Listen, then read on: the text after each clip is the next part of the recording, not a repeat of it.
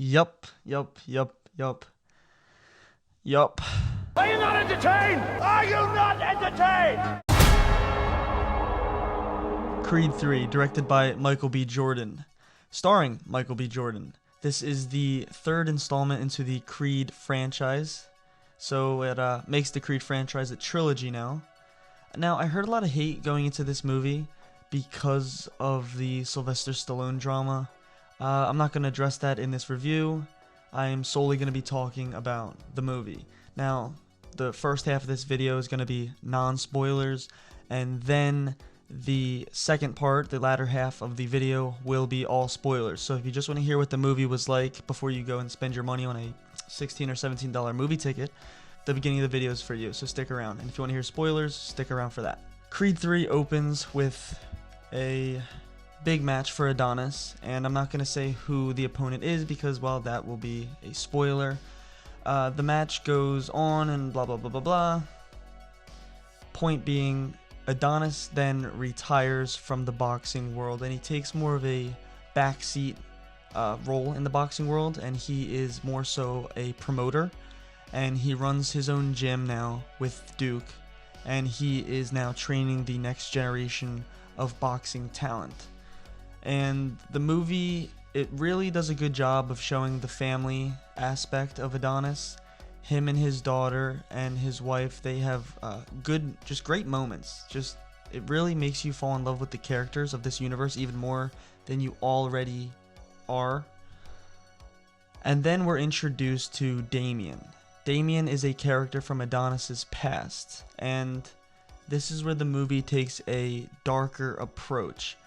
If this were a Rocky movie, this would never be happening. I mean, Sylvester Stallone said it himself that if he were in charge of this movie, it would not have gotten this dark. But this is Michael B. Jordan's movie, and it went places that you would not expect a Rocky Universe movie to go.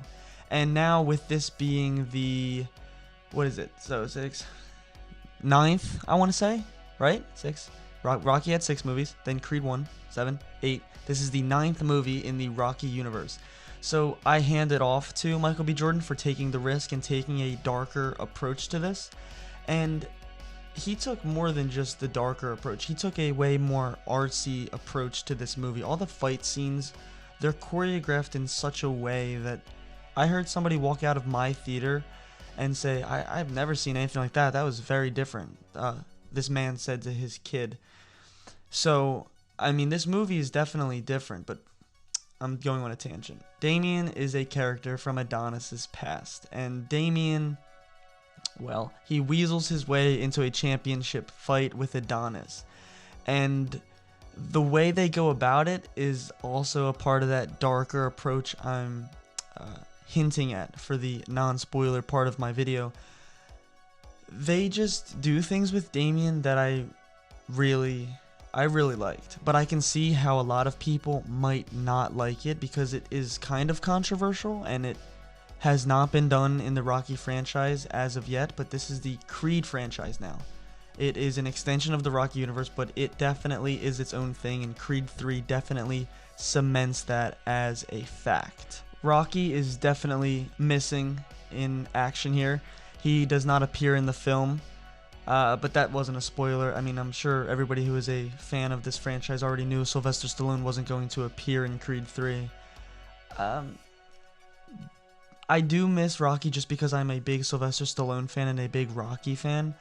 But all in all, Rocky wasn't needed in this movie, and it doesn't suffer from his absence. So if you were wondering if that was going to hinder the film, it doesn't hinder the film at all. And in my opinion, Rocky's ending with rekindling his relationship with his son in the end of Rocky 2 and finally becoming at peace with the loss of Apollo and making up with Drago was the perfect ending in Creed 2. So I'm okay with Rocky not being in this movie, but I of course would have loved to see him. Now we're going to change gears and we're going to go into the spoiler section of the video. Basically, if you haven't seen the movie and you want to go in spoiler free, click off the video now. Thank you for watching.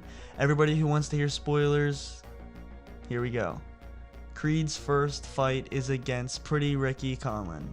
and it is a rematch from Creed 1. We all know that Pretty Ricky Conlan beat Creed in the original movie in the franchise, and Creed finally gets his rematch, and he beats Pretty Ricky Conlan. Now, I said earlier that the fight scenes were filmed in kind of an artsy sort of way, and it kicks off right at the beginning of this movie.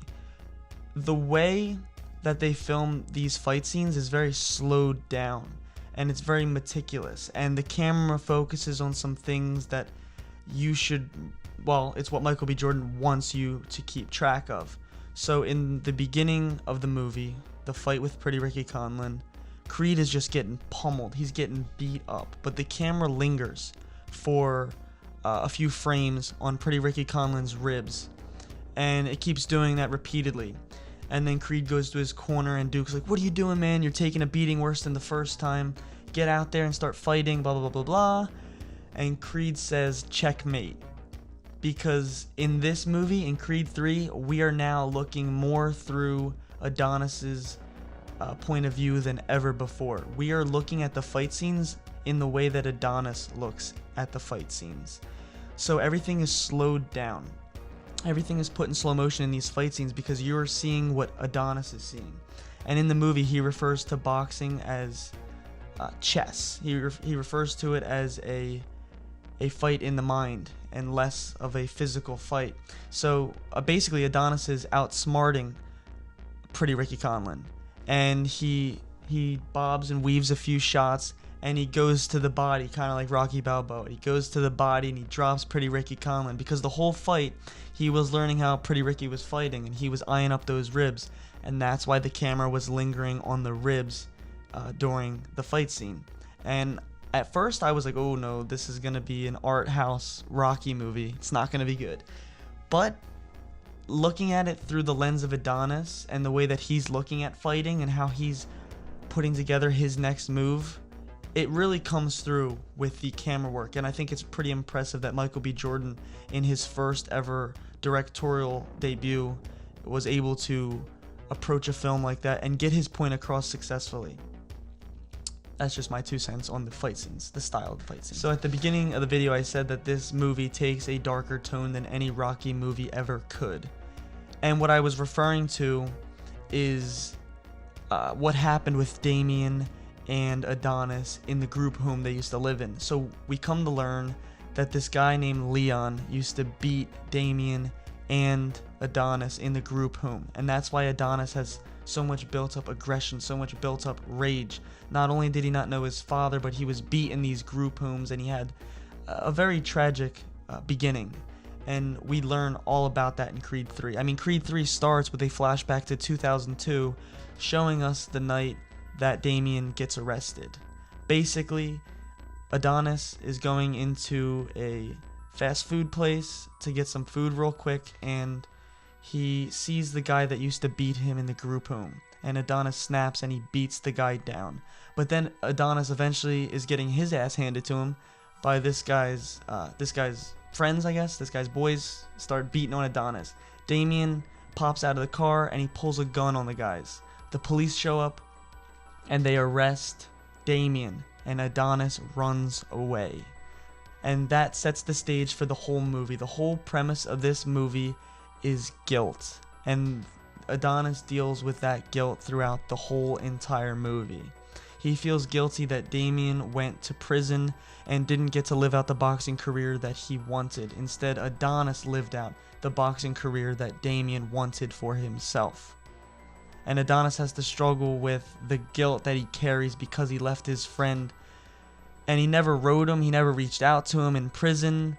And Mama Creed, who passes away in this movie, kept all the letters Damien wrote Adonis from prison. So there was no communication between the two for the 18 years that Damien spent in prison. So Damien finally gets out of prison, and he immediately goes and he looks for Adonis. Now we find out that the reason he looked for Adonis was because he was going to use Adonis. He used Adonis to get a title fight with Felix, the current WBC champion of the world.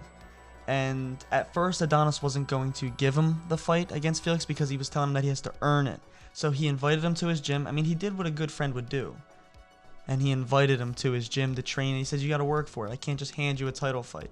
Even though Damian points out that Adonis was basically handed a title fight, his first real professional fight. So he did have a point there. When I heard him say that, I was like, ooh, Adonis, he kind of caught you there with that one. But no, Felix is scheduled to fight Drago for the WBC championship. And at this party, Drago gets attacked and he gets his hand broken mysteriously. But you later find out in the letters that Mama Creed held from Damian that it was one of the friends that Damian made in prison.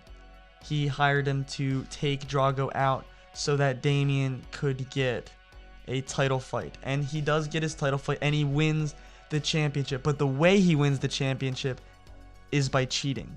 Never in a Rocky movie or a Creed movie to this point have we gotten somebody who would go to the lengths of full-on elbowing somebody in the face and kneeing somebody in the knee. I mean, this Damian guy was fighting tooth and nail. And I mean, it's pretty understandable why his character would do that. He just spent his whole life in prison. And he finally gets a shot on the grandest stage. And he's fighting tooth and nail. And he wins the WBC championship by cheating. And now Adonis saw blatantly that he cheated and he disgraced the championship, and it is on Adonis. So Adonis feels guilty for that as well as abandoning Damian. Then we get to a scene in the movie that caught me way off guard. After the title fight, Adonis goes to confront Damian about cheating, and he goes to confront him about getting used because Adonis learned that he was getting used by Damian. And it's set on this beach, and it's this beach party, and Damian has all these girls and all these dudes surrounding him because now he's the shit, because now he's the WBC champion. And Adonis goes there, he lays one of the boys out, and then he walks up to Damian, and this other guy's he's about to pull out a gun. I was like, oh my god, this is different. It was way different. And then Adonis gets laid out on the beach by Damian, and Damian basically reveals, like, you know, you left me in prison, you ran away, you abandoned me, you didn't write me, you didn't call me, you didn't help me when I needed you, so yeah, of course I used you. And that's basically the turning point in this movie where Adonis is like, alright, the only way that I'm going to get through to Damian is to fight him. So Adonis comes out of retirement and he fights Damian. Now this ending fight, I said in the beginning of the video, in the spoiler-free section, that this end fight is way different. Similar to the way that the beginning fight was different in the slow motion and the real mental fight that's going on in Adonis' head, but it goes a step further than that. There's a part of the movie where the crowd just disappears, so it's an empty stadium, and it's just Damian and Adonis in the ring, and there's no cheering, there's no commentators, you just hear the blows, and you hear the blood pouring, you hear their hearts pumping. It really gets you into the fight in a very different way than a Rocky fight would get you into the fight. The Rocky formula was more so, you know, you're feeling like a fan, like you're cheering for Rocky with the other fans, you're watching Adrian watch Rocky on television, you're just rooting for him. In this one, it's really a mental fight, and you're watching Adonis battle this guy with no crowd. It's just them. It's personal. It's more than just a title fight to Adonis. And then there's a part of the fight where a cell door comes up, and Adonis is thrown against the cell door, and he's getting pounded and pummeled, showing that it could have been Adonis that wound up in prison instead of Damian. And then there's a part where it flashes back to when Adonis was getting beaten at the group home, and then Adonis comes swinging out of the corner because it just enables something in him. It brings out a beast in Adonis, that rage that he's known for in all these Creed movies. It just comes out and it's unloaded on Damian. I really like how all of the opponents in the Creed movies have their specific style of fighting. Drago had his really power game and his overhand rights and his huge uppercuts that he would hit. Damien's style, he does a lot of like, he's got this very like specific block, and if you watch the movie, you know what I mean. He does like this block, and he like throws the guy's punches off, and he comes out like exploding after he does this block. Not only that, but he goes after the guy's shoulder. He keeps hitting the guy in the shoulder so his arm would go dead so they can't swing back at him. And I just think the Creed universe is really their strong point. They make sure each fighter has their own specific story, their own specific fighting style. They're not just an opponent to get fed to Adonis and then that's it.